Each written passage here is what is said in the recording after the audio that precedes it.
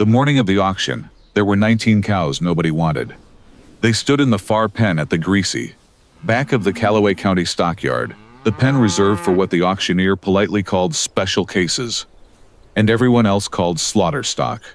They were the particular kind of thin that made seasoned cattlemen look away not out of pity, but out of a subtle, uncomfortable embarrassment, as though the animals had failed at a basic obligation they should have managed on their own. Their hip bones stood up under loose, dry hide like bent tent poles under worn canvas. Their coats had gone dull and patchy, the sickly color of dried mud after a 6-week spell without rain. One of them, a broad-framed cow with a pale star on her forehead, leaned her entire left side against the rough oak rail, because standing straight seemed to cost more energy than her heart could spare. They had come off a foreclosed place 2 counties over, a herd left to fend on burned-out scrub pasture, through the tail end of a punishing summer, and by the time the bank officers finally got around to turning the gate latch, there was very little left to sell. The buyers who mattered had already come and gone before noon, filling their polished aluminum triple-axle trailers with the fat, glossy, and the sound. What remained in that shadowed back pen was the leftover, the discount, the pennies on the dollar. Into that drafty alleyway, on a humid Tuesday in late August, walked a woman not yet 25, with a bidding number tucked into the chest pocket of her canvas coat and no particular expression on her face. Her name was Clara Vance, and she had been back in Calloway County for exactly 11 weeks. She stood at the rail with her booted feet set shoulder-width apart in the wood shavings, and looked at those 19 cows for a long time without saying anything. She stood there far longer than seemed reasonable to the men around her. Long enough that the local tradesmen, leaning on the cedar fence beside her, began to shift their weight and take notice. Then, when the auctioneer raised his gavel for the final call on the lot, she lifted her card once with a small flat movement of her wrist and bought all 19 of them for $3,120, which was less than the going rate for a single prime Black Angus heifer. Somebody chuckled. It was Gideon Cross, who ran the largest industrial feeding operation on North Ridge, and had never in his 58 years passed up an opportunity to state his mind to a listening crowd. He looked at the hollow-flanked cows. Then he looked down at Clara in her grease-stained barn jacket, and he spoke loud enough for his voice to scrape across the tin roof of the sales arena. He told the room she had just paid good money for 19 bags of bone meal and dog food. He added that the rocky, washed-out soil she was putting them on wouldn't keep a starveling rabbit alive through October, and he predicted the whole foolish business would be buried 6 feet deep before the first hard freeze came down the valley.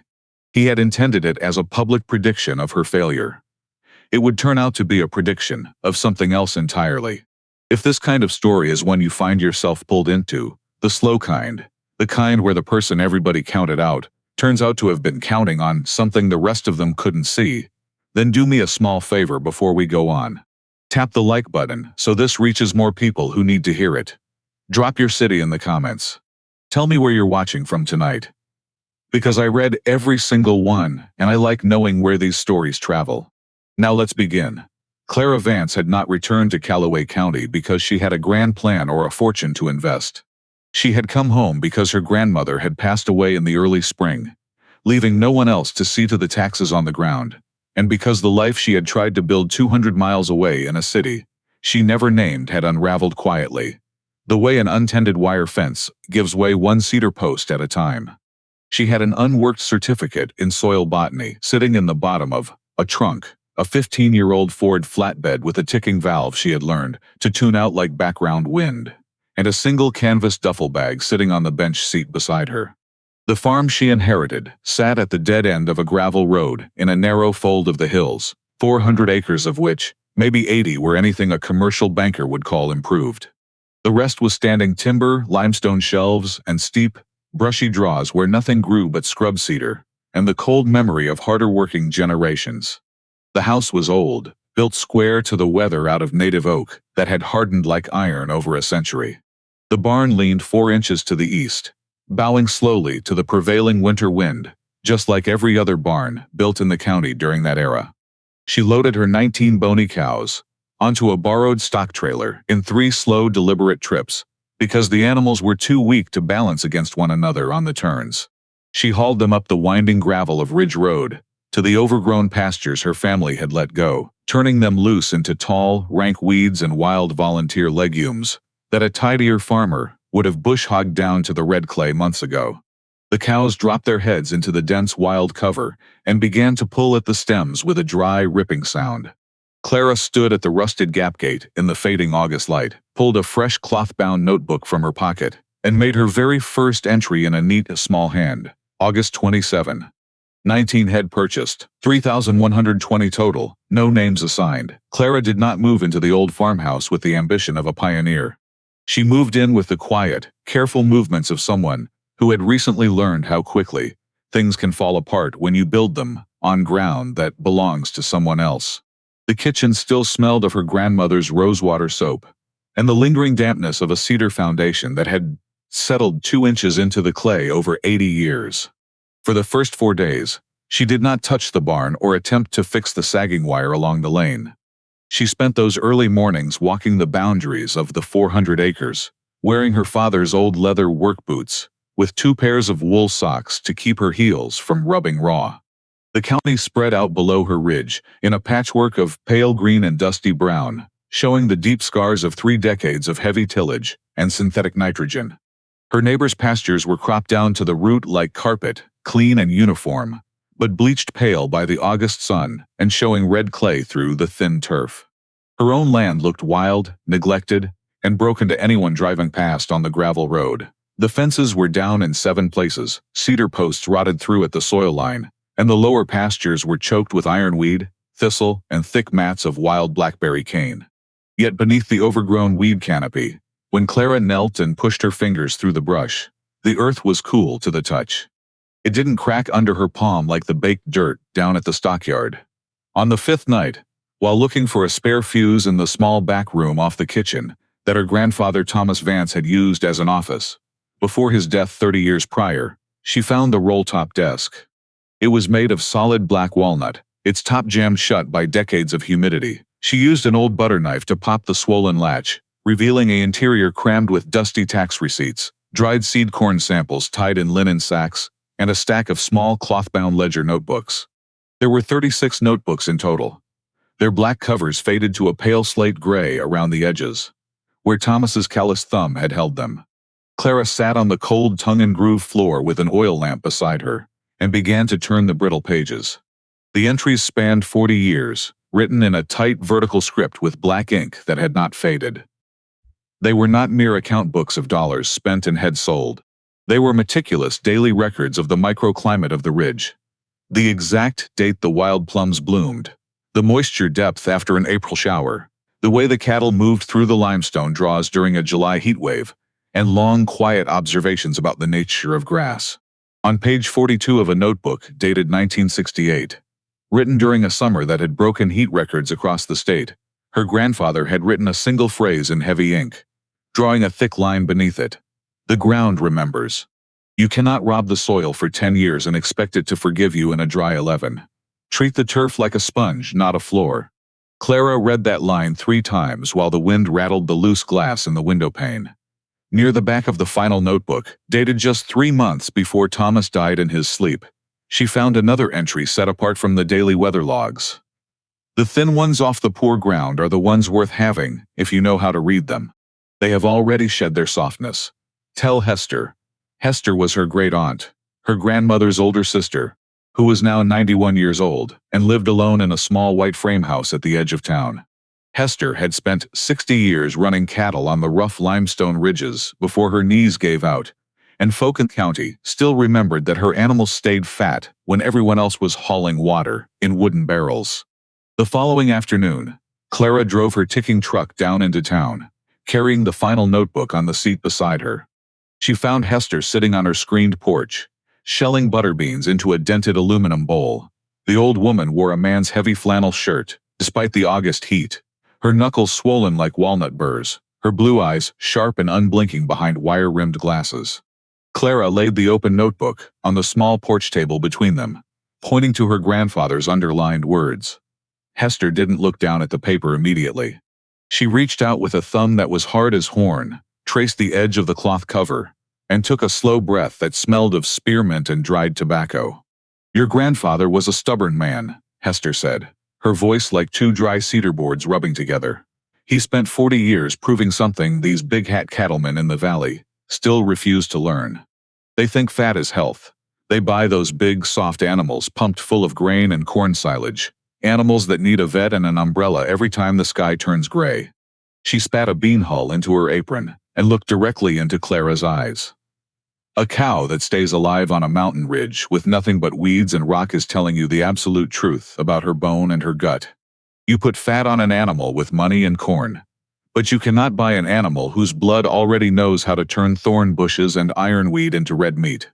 Those are the tough ones. The discount pens are where the survivors end up, when the weak ones have already died off. Hester leaned forward, tapping her bent forefinger against Clara's wrist. If you bought those 19 culls, girl, don't you dare go feeding them corn from the mill. You put them on the rested draws. You let them eat the weed seeds and the deep grass. And you watch the ones that stand square in the middle of the herd when the wind picks up. Those are the ones that will build you a future. Clara drove back up Ridge Road as the sun was dipping behind the timber line, painting the sky in shades of bruised plum and copper. She didn't turn on the radio. She listened to the ticking of the engine valves and thought about the word, truth. When she reached the barn, she walked out to the night pasture without a flashlight. The 19 cows were gathered near the timber edge, their dark shapes silhouette against the pale limestone outcrops. They were chewing slowly, the rhythmic crunch-rip of their jaws the only sound in the vast, quiet valley. She stood by the cedar post for nearly an hour, watching them. One cow, a broad-ribbed animal with a dark red coat and a jagged white splash across her right flank, stepped away from the rest, walked straight up to the wire where Clara stood, and blew a warm, sweet breath of air through her nostrils. She didn't look skittish or dull. Her eyes were dark, clear, and steady in the starlight. Clara reached out and laid her hand on the cow's cold, wet muzzle. She thought about her great-aunt's instruction not to name animals. You might have to haul to the butcher when winter came hard. She meant to be cold-blooded and practical. But that night, before she went to sleep in the quiet house, she opened her new notebook and wrote underneath her tally line, "Red cow with flank mark leads the move. Call her anchor." The work of that first autumn was slow, heavy, and completely invisible to anyone who was not watching the land with an open eye. Which meant, in Calloway County, it was invisible to almost everyone. Clara spent her daylight hours walking the fence lines with a bucket of fence staples, a pair of rusted wire stretchers, and a heavy wooden mallet. She pulled old cedar posts out of the muck by hand, replacing them with thick split oak posts. She hauled out of the high timber line on her back. She did not attempt to fix the whole 400 acres at once. She followed the exact sequence outlined on page 14 of her grandfather's 1971 notebook, repairing the small enclosed draws first, the sheltered hollows where deep-rooted orchard grass and wild trefoil grew naturally under the shade of the walnut trees. Her management was simple, rigid, and went against every standard practice taught in the regional extension office.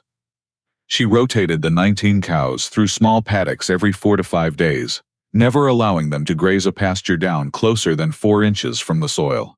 When the grass was bitten down to that threshold, she dropped the wire gap and moved them to fresh cover, no matter how much standing vegetation seemed left behind. The neighbors driving down Ridge Road thought she was out of her mind. Commercial cattlemen in the valley believed in stocking ground until every blade of green was scraped down to the red clay, filling the nutritional gap with cheap grain and urea blocks. Seeing Clara move her thin herd off waist-high weeds into another lush enclosure made them laugh into their coffee cups at the morning gas station. She learned to read her cows with the same quiet precision her grandfather had brought to his journals. Every evening, before the damp chill settled into the hollows, she sat on the bottom rail of the lane with her leather notebook on her knee. She noted which animals held their weight on the woodlot weeds, and which ones lost condition. By late October, the change was no longer a matter of faith. It was visible in the hide. The 19 bony frames that had stumbled out of the slaughter pen were changing shape.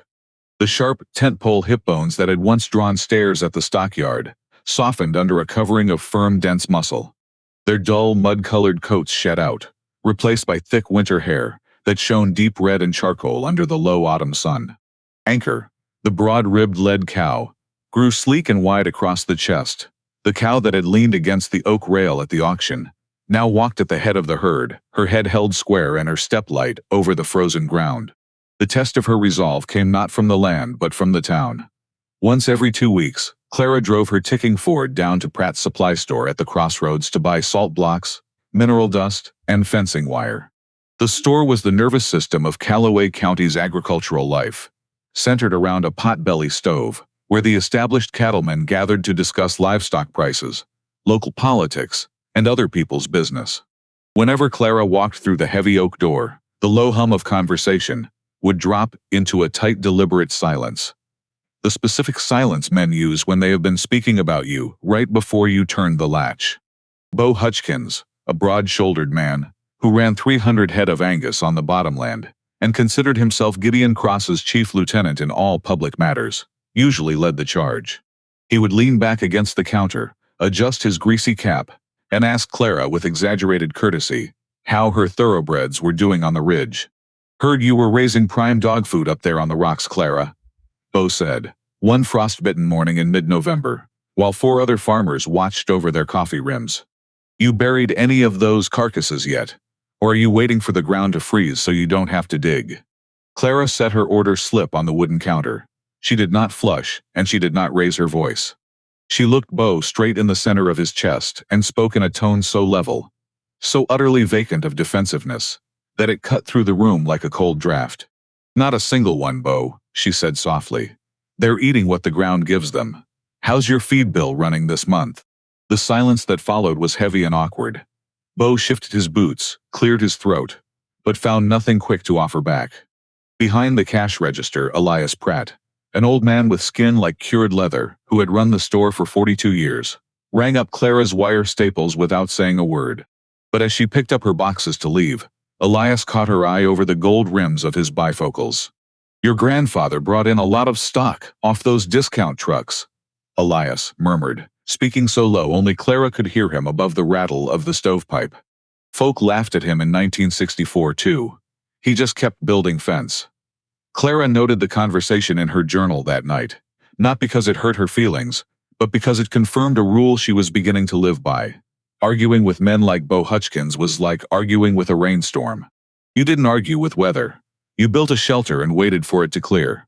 Winter descended on Calloway County in early January, with a brutal dry ice storm that locked the hills in gray timber for 3 solid weeks. The temperature dipped to 6 degrees below zero and stayed there, driven by a howling north wind that cut across the bare ridges like a saw blade. This was the killing season, the window when weak livestock died in the draws, and the season the men at the feed store insisted would wipe out Clara's thin herd. They predicted she would lose half her stock to pneumonia before the February thaw. Clara lived in her heavy canvas coat and flannel-lined pants.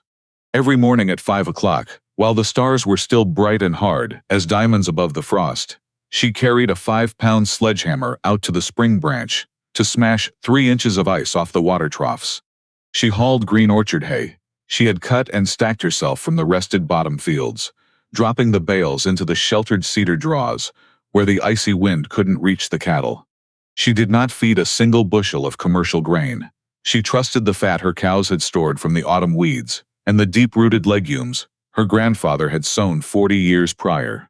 When the March thaw finally arrived, breaking the white grip on the valley, the 19 cows walked out of the timberline sound, whole and clear-eyed. Not only had she not lost a single head, but 9 of the cows, including Anchor, were heavy with calf, having taken to a neighbor's red Devon bull Clara had rented for 30 days in the late autumn, on the strength of a brief note in her grandfather's 1975 ledger. Never wait for an animal to prove her worth before you give her the chance to multiply. By early May, the green returned to the ridge in a sudden warm flood.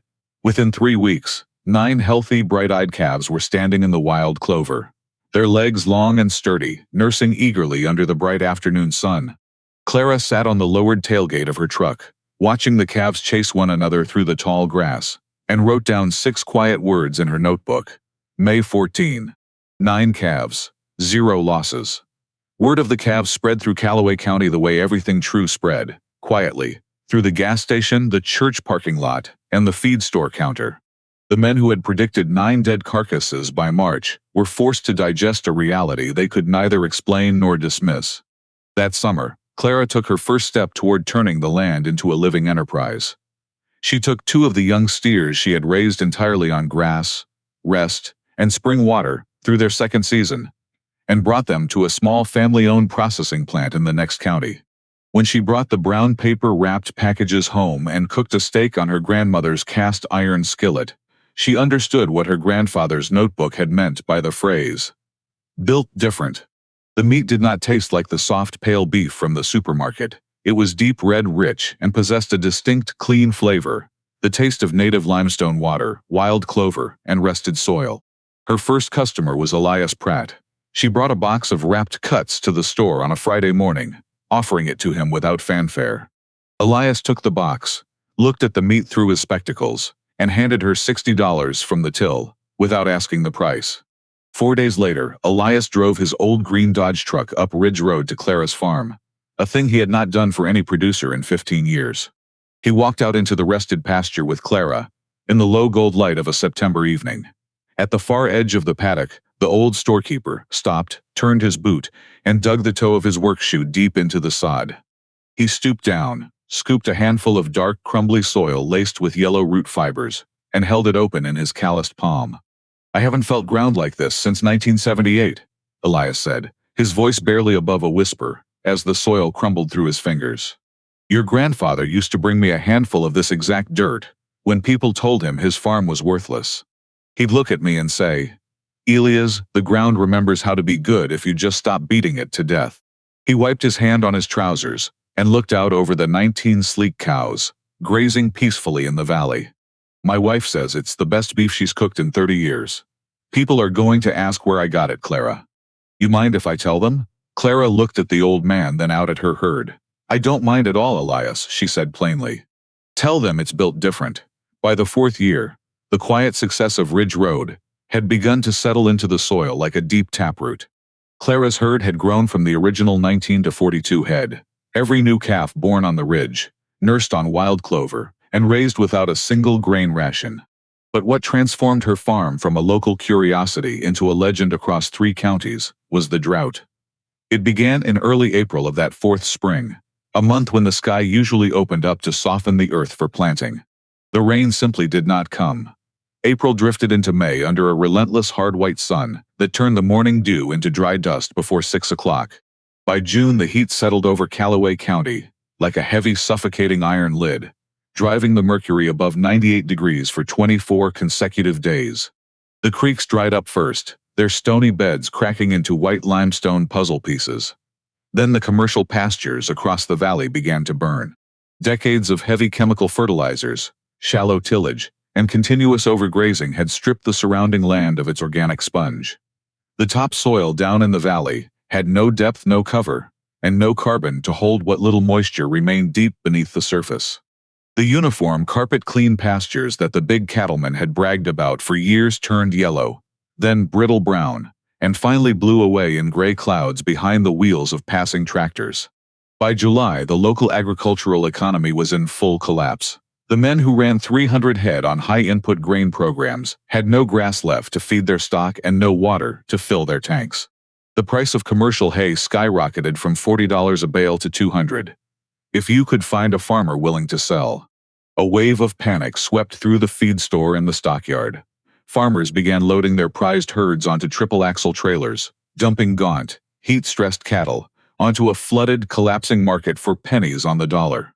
The back pens at the Calloway County stockyard, the very pens where Clara had stood 4 years earlier, were packed shoulder to shoulder, with thousands of desperate animals being sold for slaughter because their owners could no longer afford to keep them alive. The whole county turned a pale, dead gray-brown that summer. The whole county, except for the 400 acres at the dead end of Ridge Road. From the air, or from the high Ridge Road 2 miles back, Clara's farm looked like an impossible green emerald dropped into a bowl of dry ash. Her pastures were thick, lush, and standing knee-high in deep emerald vegetation, while her neighbor's land baked into hard brick. Clara's soil remained cool and damp beneath a thick, dark mat of undisturbed mulch. The deep-rooted native grasses, wild legumes, and chicory, Plants whose roots reached 6 to 8 feet into the limestone fissures were drawing cool moisture from deep underground. Because she had never grazed her paddocks down to the bare dirt, the turf acted like a giant subterranean sponge, retaining every drop of moisture from the previous winter's snows. Her 42 cows, sleek and glossy, despite the blistering August heat, grazed peacefully through the worst drought in 82 years. They drank cool, sweet water from the deep draw spring, a spring her grandfather had noted in 1965 had never failed, because the forested ridge above it held its watershade. People began driving up Ridge Road in the evenings, just to stand by the cedar fence and stare. They didn't come to joke, and they didn't come to offer advice. They came in silence, the way people travel, to look at a miracle or a ruin, leaning against their truck doors to gaze out at 400 acres of green grass standing tall in a dead country. On a white-hot Tuesday evening in mid-August, when the air was so thick with dust you could taste iron on your tongue, a heavy diesel truck pulled up to Clara's gate and stopped. It was Gideon Cross. He did not leave his engine idling, and he did not honk his horn. He cut the ignition, opened the heavy door, and stepped out onto the dusty gravel. He looked older than he had 4 years ago. His big industrial operation down on North Ridge had been gutted by the drought.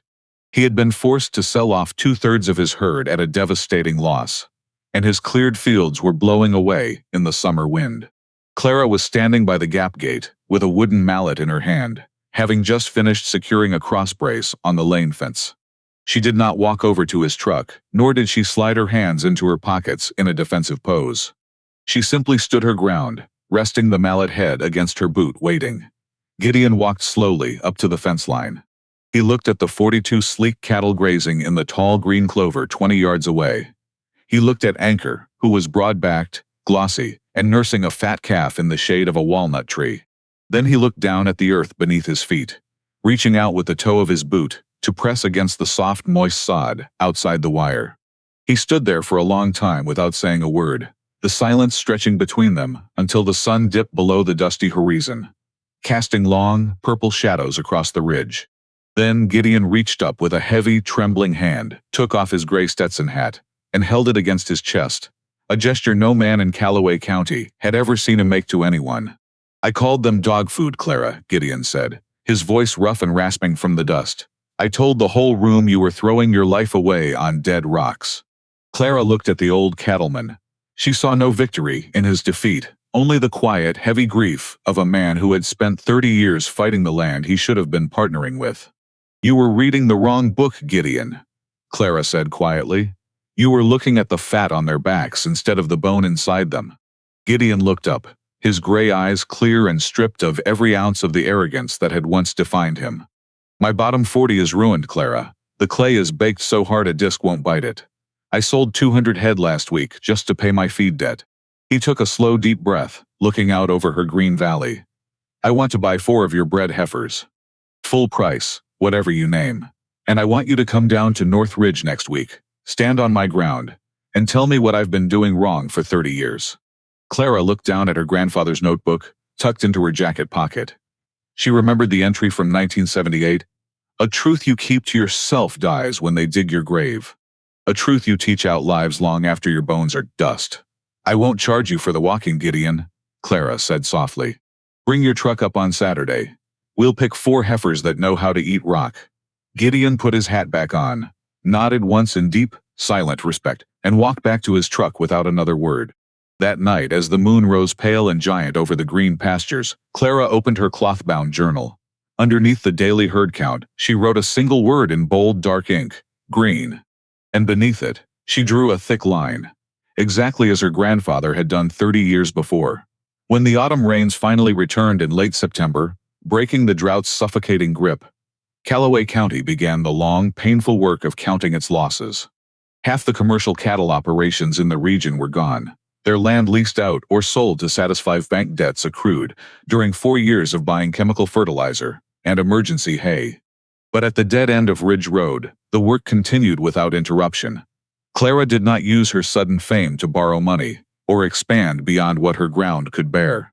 Lenders from the city drove up the gravel lane, offering easy credit to scale her operation into a multi-county enterprise. But she turned them away with the same flat, polite tone she used with Bo Hutchkins. She had read every page of her grandfather's notebooks twice, and she understood the deepest principle recorded in their yellowed pages. Depth pushes the farmer to force the land, and forced land always breaks when the hard years come. She added 40 acres the following spring, buying a neglected timber parcel from a neighbor who was glad to sell to someone who would care for it. And she rested that new turf for a full 12 months before turning a single calf onto its clover.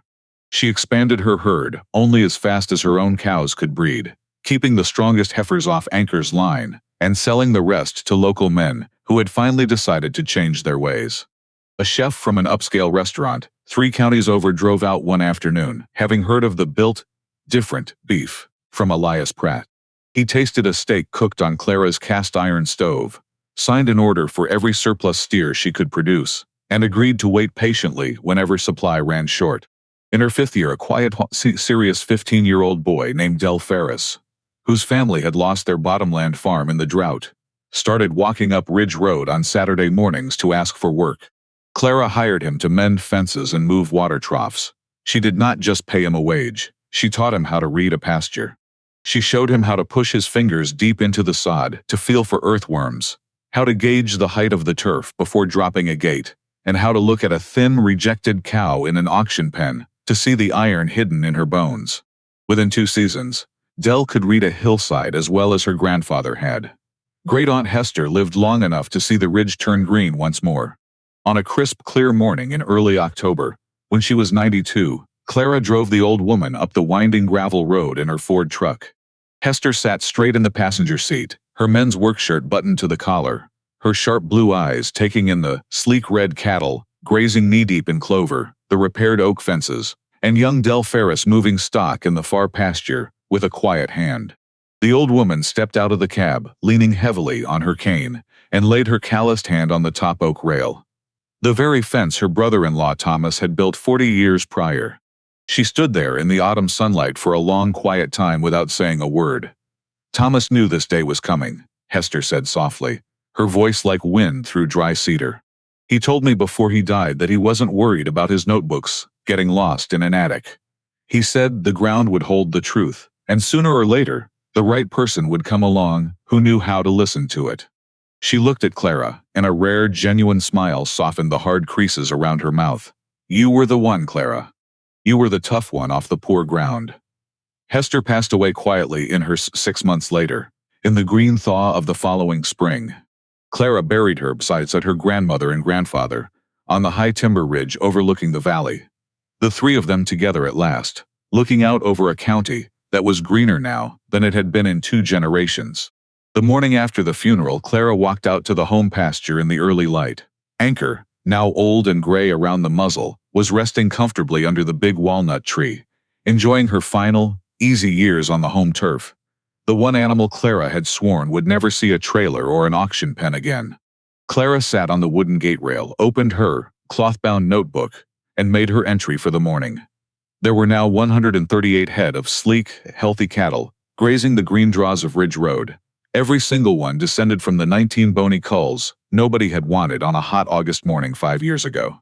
She turned to a fresh blank page at the very end of the journal. She didn't write an account line or a weather note.